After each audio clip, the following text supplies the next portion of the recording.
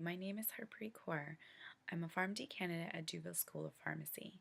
Today I'll be presenting my journal club on guided paravertebral blocks with versus without clonidine for women undergoing breast surgery, a prospective, double-blinded, randomized study.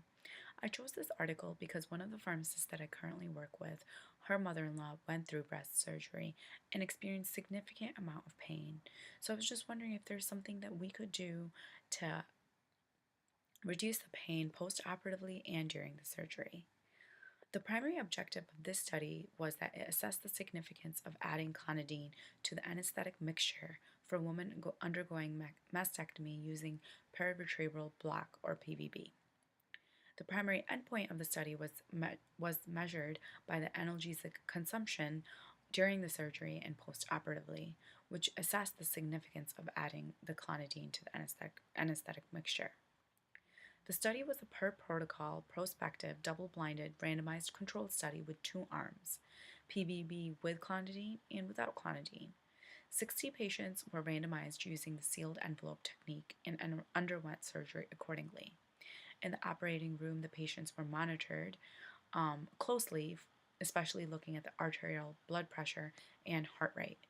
Measurements were collected at baseline, pre-incision, and post-incision, and hemodynamic instability was defined as any changes greater than 25%.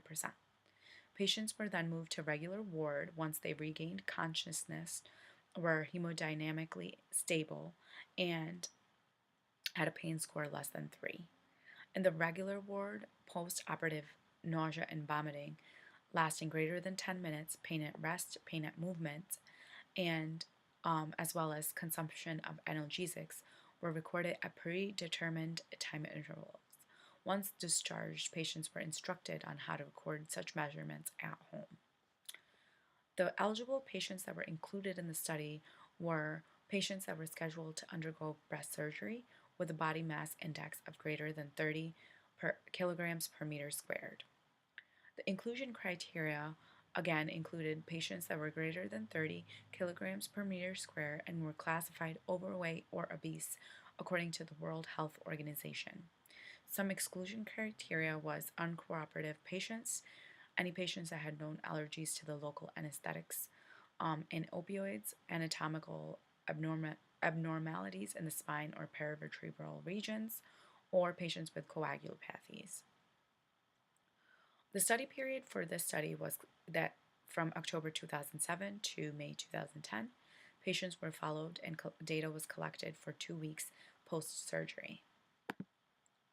As far as monitoring in the operating room, again, they continuously monitored from pre-incision to post. Arterial blood pressure and heart rate was recorded. Hemodynamic instability was recorded, and that was any changes greater than 25% from the baseline. In the regular ward, parameters were recorded at predetermined intervals, which were immediately after the surgery, 0, 6, 12, 24, and 36 hours post-operatively, days 2, 3, week 1, and week 2 after they were discharged. Incidences of post-operative nausea and vomiting, nausea or retching and or vomiting greater than 10 minutes were recorded. Pain at rest and during attempted movements were recorded using a visual analog scale in the regular ward, and consumption of analgesics was also recorded. Upon discharge, patients were instructed how to record such measurements, and the pain score was recorded using a numeric rating scale. Other things that for monitoring patient and surgeon satisfaction were also assessed from 1 being unsatisfied and 3 being satisfied. Patient satisfaction was assessed verbally during the operation hospital stay in up to 2 weeks. Surgeon satisfaction was based on overall preoperative and postoperative clinical status of the patient. The study analyzed data